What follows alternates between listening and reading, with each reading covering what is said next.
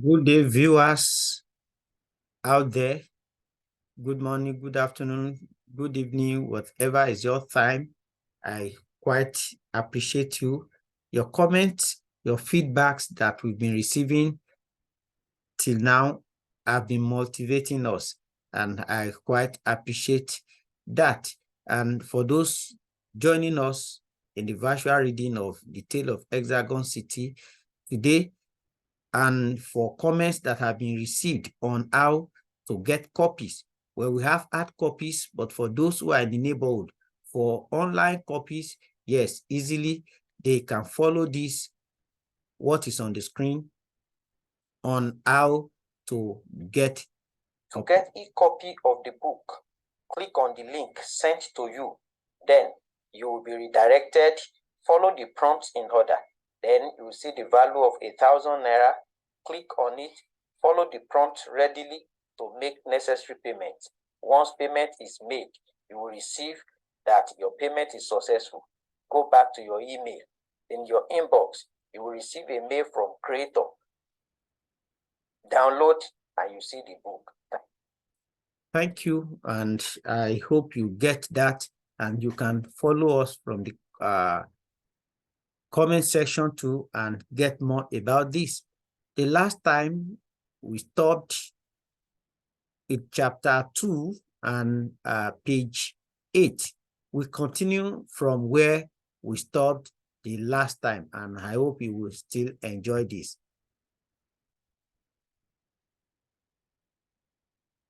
Page 8, the second to the last paragraph. King Abubakar did not honor anybody or any constituted authority. He was doing anything that came to his mind and thoughts, using his power and palace force to make people obey the palace orders. One day, on the 17th of May, 1959, reputable leaders, Ekagwere, Opadara, Gambo, Osho, Musa, Ojonuba, Olubumo, Basi, Ezelo, Olaleru, and Atiti in various communities from the zones in the city met and stated that the economy was becoming worse, and if nothing was done on the watch of the new king, certainly the city would be doomed. Ekagwere shared the leaders' meeting that day, while Olaleru was the secretary. Alas, the people never knew that the watchdogs of the king were all around while the meeting was going on. King Abubakar sent Balogun, the head of the palace guards, to arrest these people. Balogun took them to the palace jail, but along the way, one of the leaders in that emergency meeting, Ekagwere, eventually escaped. On hearing that Ekagwere had escaped, the king ordered Balogun to lead the palace force to kill all the people in the meeting that had been brought to the palace jail. Meanwhile, Ekagwere escaped and fled to a neighboring city called Goshen City. There he wrote his wife, Akintewe, pleading that she should help him take care of his only child, Ayola, who was still a small boy. In his letter, my dear Akintewe, I do not know when I will return to Hexagon City with the cruelty of King Abubakar against us and the people in the city. Take care of Ayola and make sure he grows in the sequence of my training. Sincerity, openness, and hard work. If I am still alive, I will see you and Ayola in peace. I love you, my darling wife. My dear son Ayola, please grow in your strength, Ekagwere wrote. Sequel to the killing of notable community leaders in the city, there was a city protest. Each community decided to disintegrate and clamor to face their own business from their zone, rather than everything going to the center, which King Abubakar depended upon and making their communities impoverished.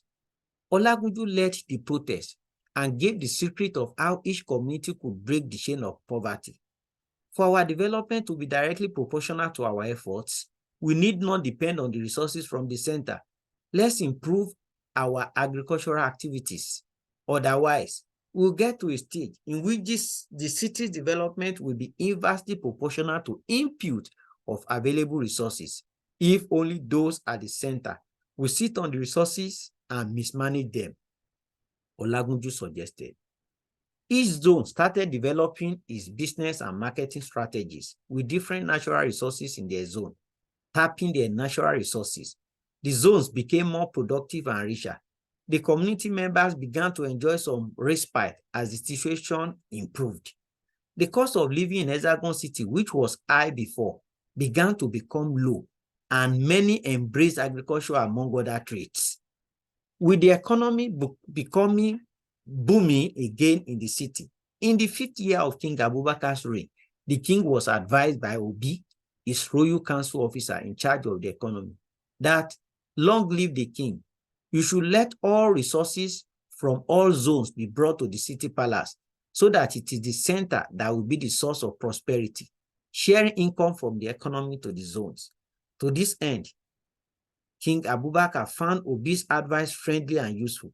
He then taxed the zones heavily to bring products to the city in the center of the palace, while the products were shared to zones, communities, and villages in the city. The palace officers in charge of this arrangement became selfish.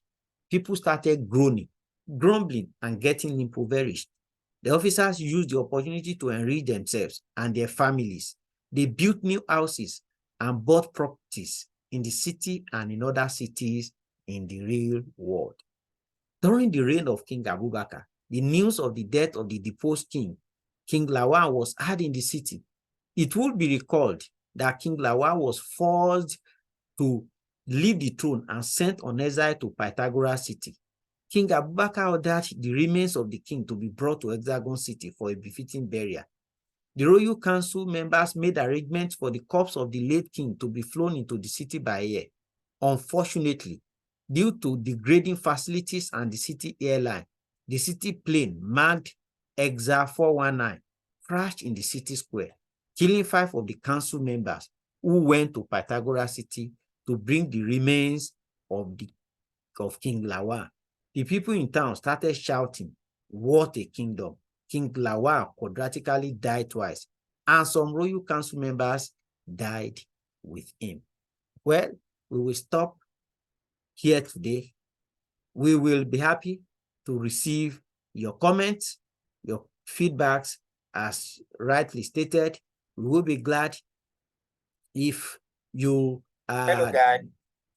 get us your feedbacks, your comments, which will also help us, and then share this with your friends, with your loved ones, and for others to join us in the reading of the tale of Hexagon City. Before we call it a day today, again, we'll just share this with you, and we hope you will share with others. Yes.